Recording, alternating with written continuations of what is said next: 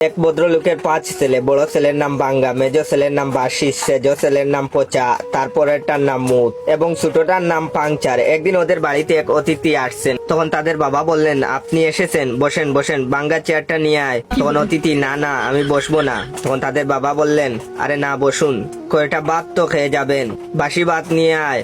তখন অতিথি বললেন, না না জাস্ট খেয়ে এসেছি, খাবো না। তখন তাদের বাবা বললেন, কিছুই খাবেন না? তা হয় না, পচা দই নিয়ে আয়।